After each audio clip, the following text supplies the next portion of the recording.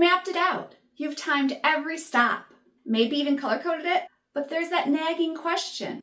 Is this trip too much? I've been there. I've planned road trips that look incredible on paper, but turned into logistical nightmares in real life. One of those was our trip to South Dakota. I thought I could fit everything into one day. Custer State Park, Iron Mountain Road, the Wildlife Loop, and just for fun, Wind Cave National Park. Spoiler, adding that one extra stop meant we'd be finishing the last drive in the dark. And the whole point was to see it in the daylight. It was a wake-up call. If you're nodding along, you're in the right place. I'm Teresa from an acre in the city. I've traveled to all 50 states and over 80% of the National Park Service sites. And I've learned the best road trips aren't the fullest ones.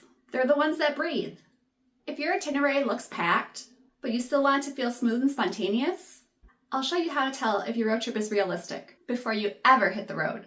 The first red flag, when your plan looks great on paper, but impossible in practice. During that South Dakota trip, I realized what doesn't look far on the map can be an hour or more of winding mountain roads.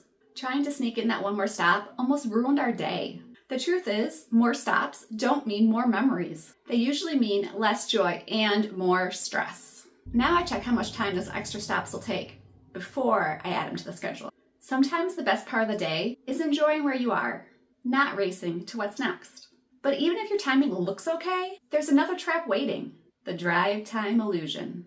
If your map says 5 hours, it's lying to you. Between photo stops, bathroom breaks, and road construction, those 5 hours could easily become 7. If you're driving more than you're exploring, you'll remember the road, not the destination. That's why I keep my days to 5 to 6 hours max. Beyond that, I know I'll be tired, cranky, and missing half of the magic. But there's something that most people don't think about.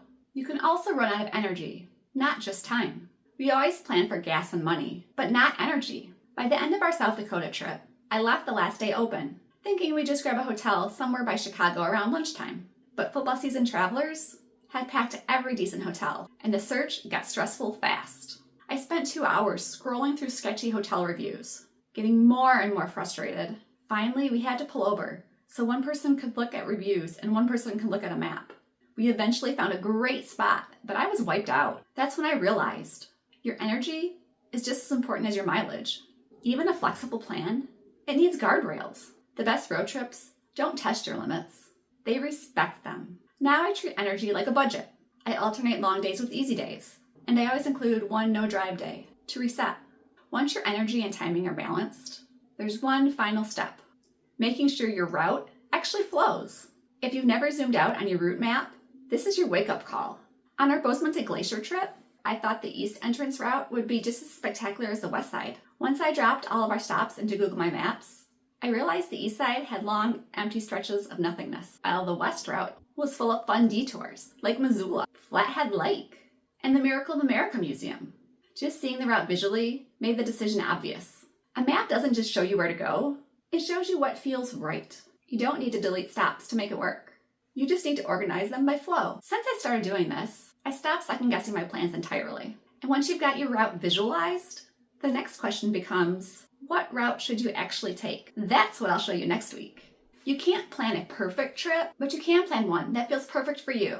If you want to take the guesswork out of planning, grab my free 5 days to your perfect adventure below. It's the same tool I use to turn big ideas into realistic, flexible plans. And if you're wondering why travel planning is still overwhelming, click the video on your screen right now, and I'll show you how to reduce the overwhelm.